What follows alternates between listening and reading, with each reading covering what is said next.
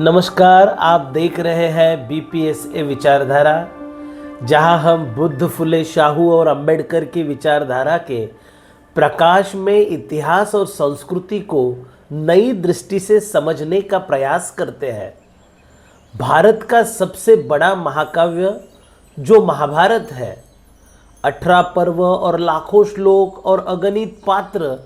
लेकिन सवाल यह है कि क्या महाभारत केवल देवताओं और पांडवों और कौरवों की पौराणिक कथा मात्र है, या इसमें भारत के ऐतिहासिक और सांस्कृतिक संघर्ष की झलक भी छुपी हुई है? आज के इस वीडियो में हम महाभारत के कुछ खास हिस्सों पर गहराई से नजर डालने की कोशिश करेंगे। विशेषकर महाभारत में जो महत्वपूर्ण पात्र है युधिष्ठिर और सम्राट अशोक की जो समानताएं हैं इसके ऊपर, अरण्य पर्व की जो कथा है, सभा पर्व की जो कथा है और मौर्यकालीन उस पर वैभव पर, और यह भी कि कैसे ब्राह्मण परंपरा ने सम्राट अशोक जैसे ऐतिहासिक सम्राट की विरासत का प्रत्युत्तर अपने ग्रंथों में गढ़ा। तो आइए शुरू करते हैं अपने इस वीडियो को।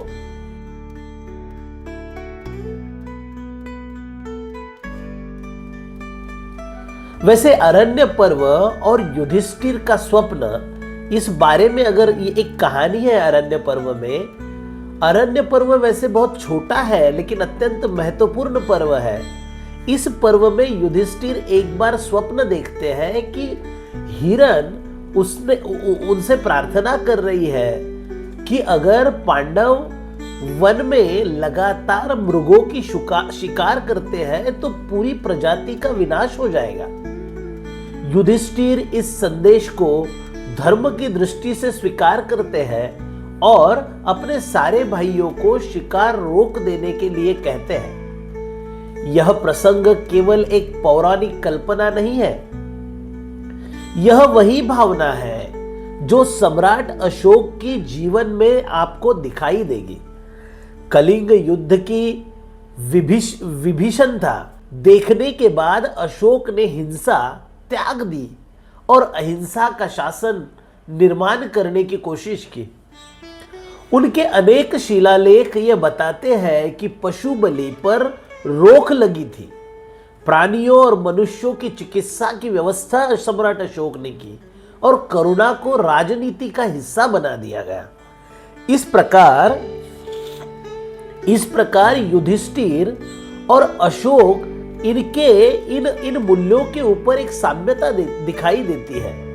अहिंसा और करुणा और नीति की जो बातें हैं, जो आदर्श है, इन दोनों में ये समान दिखाई देता है।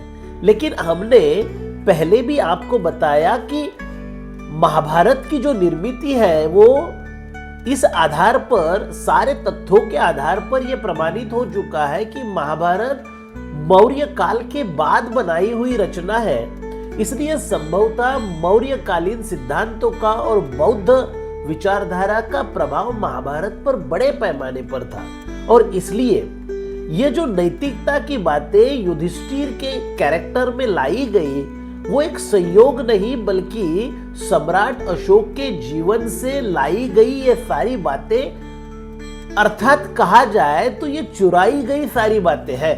अब हम देखेंगे कि महाभारत में एक सभा पर्व है। इस सभा पर्व और मौर्यकालीन राजप्रसाद सभा जो होती थी, और इस पर्व में क्या समानताएं हैं इसे भी देखना बहुत जरूरी है। इंद्रप्रस्थ में बनाया हुआ मय निर्मित सभा मंडप या फिर बहुत बड़ा राजप्रसाद, यह सभा अद्भुत वैभव और चमत्कारों से भरी हुई बताई गई है। लेकिन जब हम ऐतिहासिक साक्ष्यों की ओर देखते हैं तो यह वर्णन मौर्यकालीन राजप्रसादों से पूरी तरह से मेल खाता हुआ प्रतीत होता है। मेगास्थेनिस की इंडिका और यूनानी लेखकों ने पाटलिपुत्र के महलों का जो विवरण और वर्णन किया हुआ है वह महाभारत की सभा से पूरी तरह से मिलता जुलता है।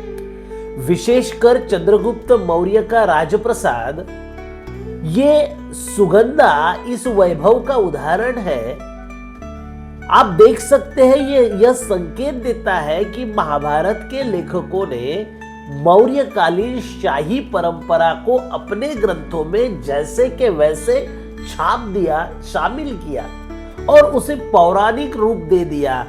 यह कोई पौराणिक रूप देना नहीं बल्कि एक प्रकार की वाङ्मयीन चोरी है। अब चलिए देखते हैं कि ब्राह्मणिक प्रतिक्रिया और सांस्कृतिक प्रत्युत्तर कैसे दिया जा सकता है इन सारी चीजों को। जेम्स फिट्जगेराल्ड जैसे विद्वानों का मानना है कि महाभारत केवल धार्मिक ग्रंथ नहीं बल्कि ब्राह्मणीय परंपरा का एक प्रत्युत्तर कथा भी है। अशोक ने जब बौद्ध धर्म और अहिंसा को राजनीति बना दी, जो यह ब्राह्मणी व्यवस्था के लिए एक बड़ी चुनौती थी। बौद्ध धर्म करुणा और समानता की बात करता था, जबकि ब्राह्मणवाद यज्ञ, बलि, जाति आधारित, वर्ण आधारित व्यवस्था पर टिका था। इसी चुनौती के प्रत्युत्तर में महाभारत जैसे ग्रंथों में युधिष्ठिर और राम जैसे पात्रों को गढ़ा गया। युधिष्ठिर को धर्मराज कहा गया, जो सम्राट अशोक के धम्म राजा की छाया जैसे लगता है। लेकिन यहां धर्म का अर्थ ब्राह्मणीय व्यवस्था की रक्षा करना है, बल्कि बौद्ध इतिहास में, बौद्ध परंपरा में धम्म का मतलब नैतिक आचरण से जुड़ा हुआ मामला है।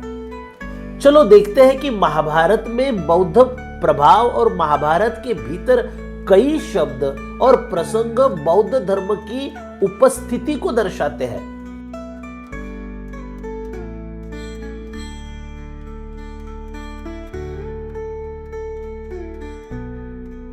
महाभारत में कई जगहों पर बुद्ध का नाम, बौद्ध परंपरा के संकेत और उस संदर्भ में आई हुई अनेक प्रसंग आपको जैसे के वैसे महाभारत में दिखाई देंगे। चैत्य, संबुद्ध और धम्म यात्रा जैसे शब्द यह संकेत देते हैं कि महाभारत के ग्रंथकार बौद्ध परंपरा से प्रभावित थे।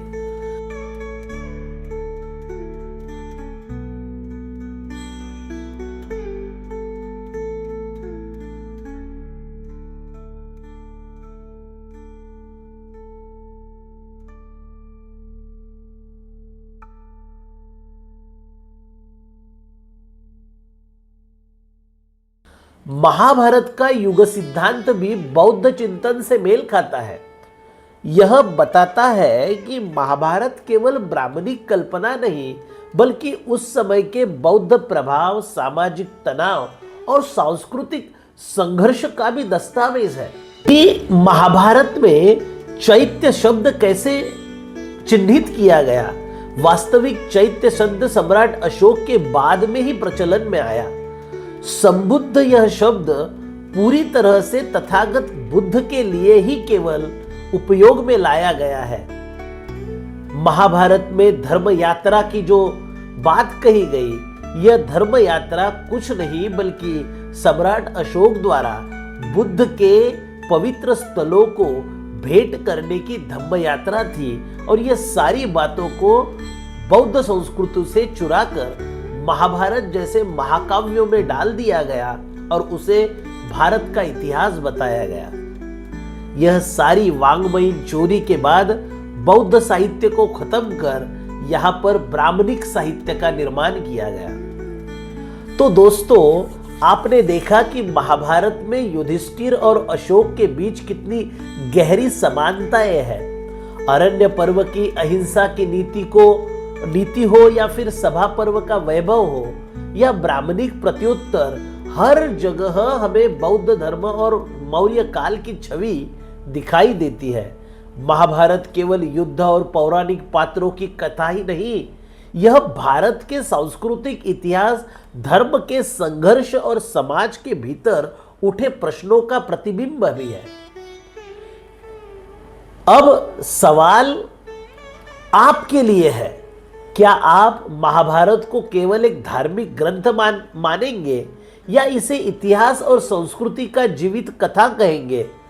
अगर आपको लगता है कि क्या महाभारत अपने आप में बहुत पवित्र ग्रंथ है या फिर इसके ऊपर मौर्यकालीन और बुद्ध विचारों का प्रभाव है, आपकी राय जरूर कमेंट में दीजिए।